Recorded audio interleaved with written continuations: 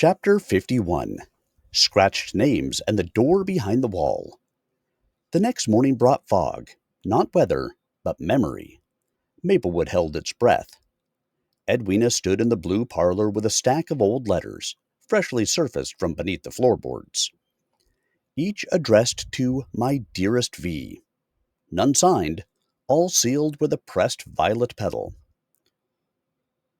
"The ink matches the Brotherhood register entries," Sebastian said.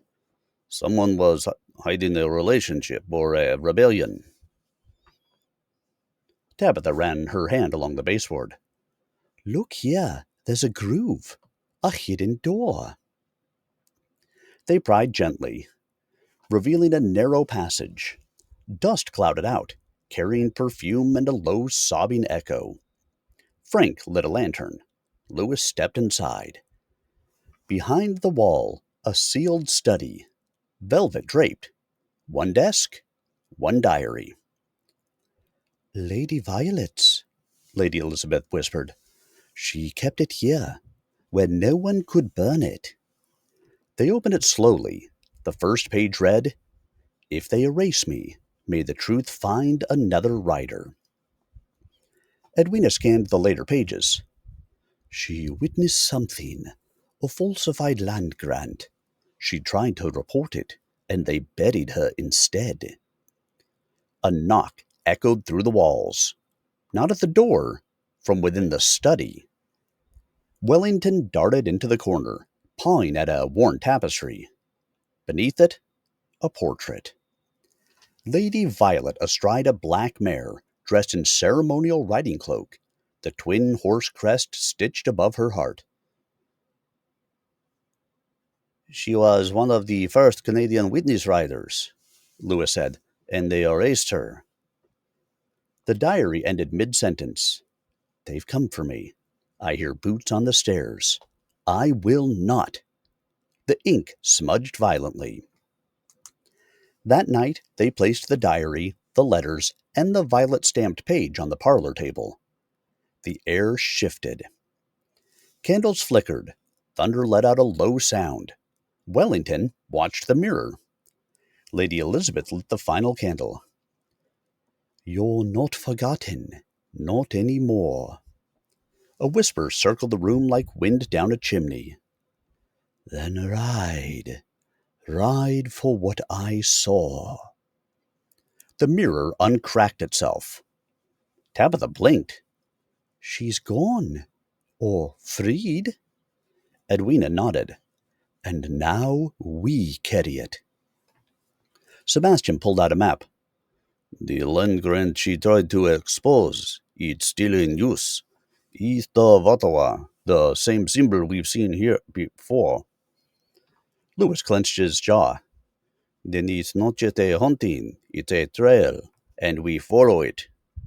Frank tapped the diary. "And this time, nobody gets buried." They packed the evidence. Wellington hopped into his saddlebag. And as dawn broke over the manor, the black mare appeared once more at the edge of the woods. Watching. Waiting.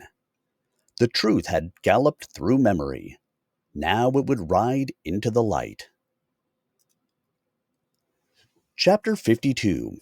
The Eastern Trail and the Papers That Refused to Burn. They left Maplewood at first light, following the trail that Lady Violet had tried to expose a century ago. The land grant in question, never publicly revoked, led to a heavily wooded parcel east of Ottawa, marked on old maps with a shape eerily similar to the twin horse seal. Tabitha examined satellite overlays. "There's a stone foundation beneath that thicket. Old structure. No public records." Someone erased it, just like they tried to erase her," Edwina said. Lewis, riding beside Lady Elizabeth, adjusted the journal pouch strapped across Thunder's saddle. "We're not just investigating," he said. "We're completing what she began." They reached the site by dusk. Wildflowers and vines covered the remains of what had once been a small outpost, Frank found rusted hinges. Sebastian found parchment embedded in dry mortar. "This was a registry room," he said. "They logged titles here and burned the rest." But not everything had turned to ash. Wellington, tail high, darted into a hollow beneath the hearth. There, wrapped in waxed cloth and tied with hair, lay a bundle of ledgers. "These are land transfers," Edwina said, flipping pages. "All altered, all endorsed by a name scratched out in Lady Violet's diary." Lady Elizabeth held up a seal ring. "This belonged to her contact, the one who warned her before the murder." The papers smelled of cedar and smoke, but they were intact. "This is the motive," Frank said. "Greed. Legacy theft. A land laundering operation disguised by heritage." A sudden gust scattered loose parchment. One sheet caught on a thorn bush. On it, the words, "Let them remember who watched." Back at their rented farmhouse, they examined the rest of the bundle. A map was folded between the final pages, drawn by Lady Violet's hand. "These were the properties meant to be shared under her stewardship," Tabitha whispered. "It was a plan for ethical reclamation. Witness riders were meant to oversee justice, not just memory." Edwina looked around the room. "Then that role still belongs to us." Lewis touched Lady Elizabeth's shoulder. "And it begins again, right here." Thunder neighed softly, pawing the ground with purpose. They would bring the map to Parliament. They would restore the stolen lands. And they would name the rider who had watched, who had warned, who had been silenced. But no more, because the truth had been buried long enough.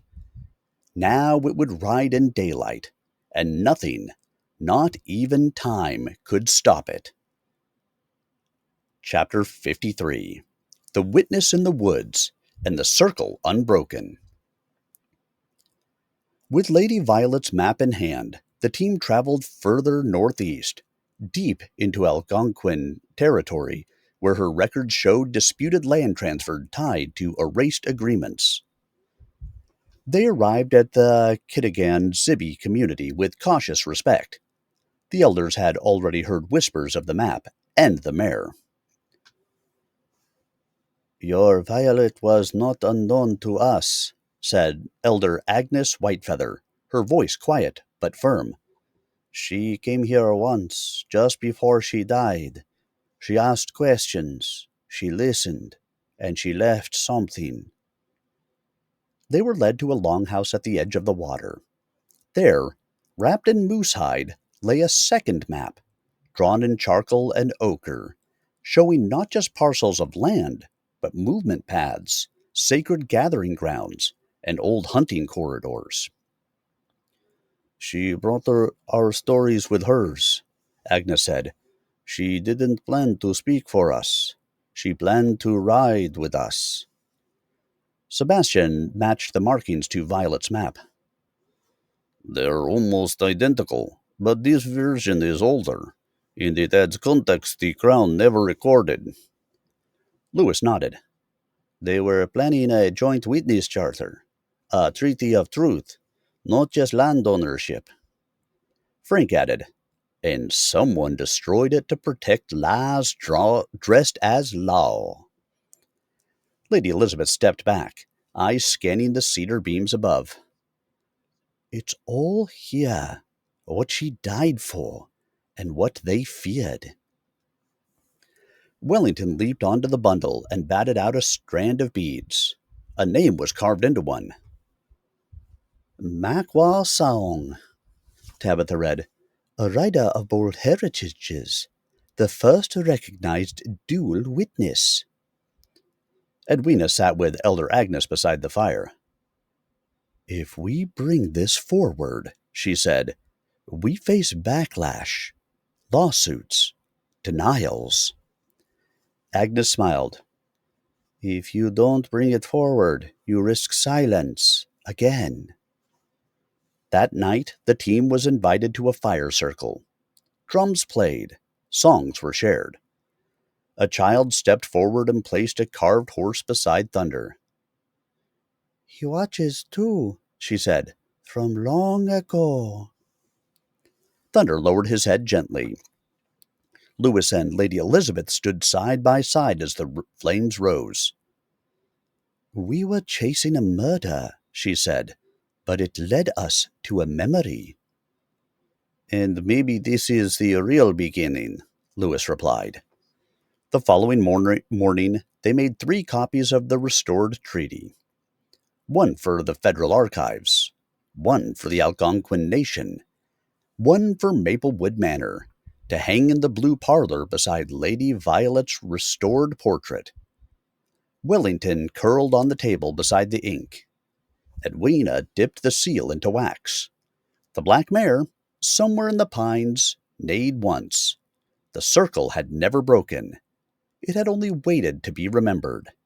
And now it would gallop forward. Chapter 54. Parliament, Papers, and a Protest on Horseback. The wind was sharp the morning they arrived in Ottawa. Not harsh, just expectant, like history waiting to be read aloud. Tabitha wore her witness rider cloak, the twin-horse crest embroidered boldly. Lewis carried Lady Violet's restored journal in a locked satchel. Thunder was brushed and solemn. They didn't arrive in black cars. They arrived on horseback. A small crowd had gathered on Parliament Hill. Students, elders, reporters, a few skeptics. But as Thunder crested the lawn, flanked by ponies ridden by Algonquin youth, the skeptics fell respectfully quiet. Lady Elizabeth spoke first. We are not here to rewrite history. We are here to finish the part that was erased. Lewis unrolled the dual treaties, one written in ink, the other in ochre and song lines. These maps show the truth, not borders of convenience, but agreements made between riders, witnesses, and the land itself. Frank raised a copy of the fraudulent grant. This is what Lady Violet died trying to reveal, and what your archives buried. Elder Agnes Whitefeather stepped forward. We do not bring vengeance. We bring memory. And we ask, what will you do with it? For once, the cameras didn't click. The moment was too full. Parliament officials approached slowly, some skeptical, some reverent. One archivist took the ledger in trembling hands. This crest, he whispered. It's on a buried cabinet, locked since 1926. We thought it was decorative. Edwina handed him the seal. It's functional, and now so must be your conscience.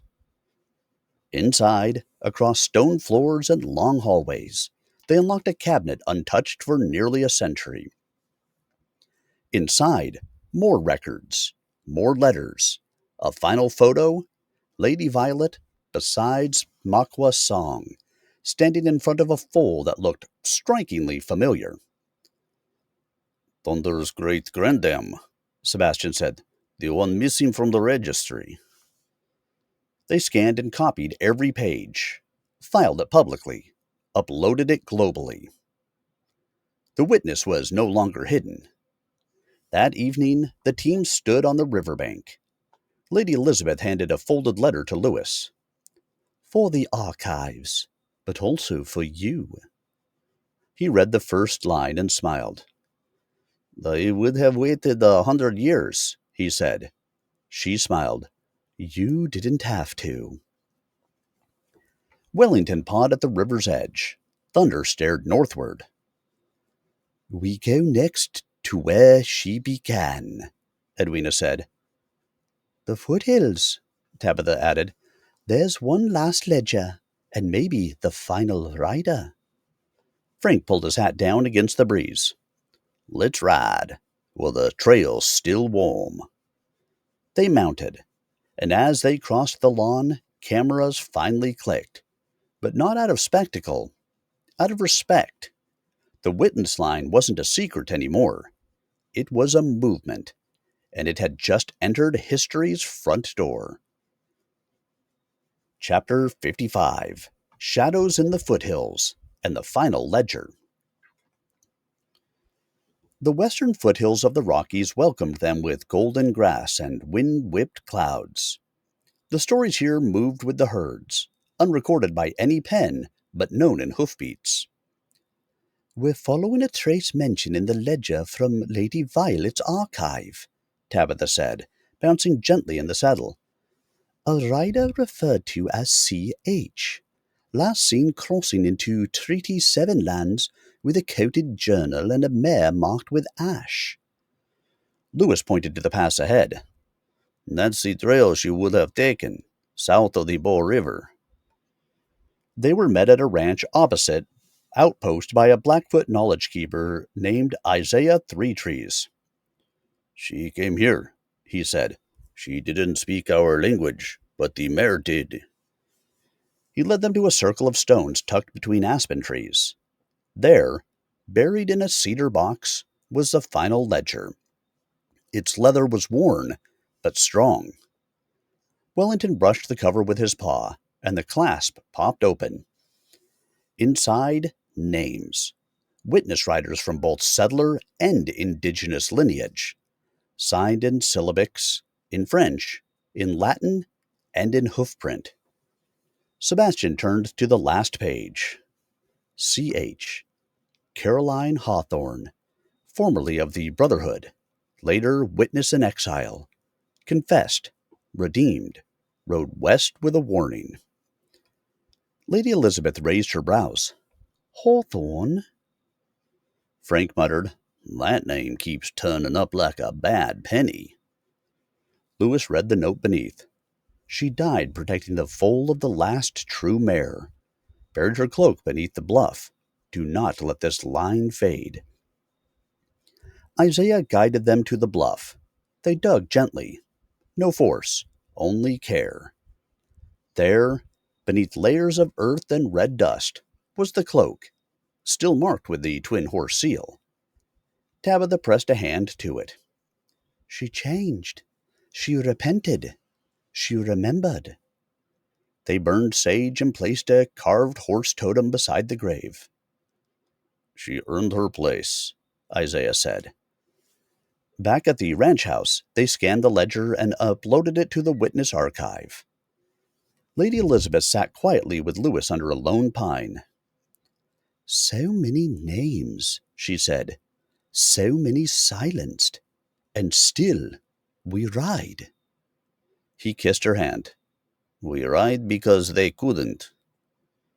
Thunder stood nearby, ears forward, and as the sun sank behind the mountain, the wind carried voices, not mournful, but strong.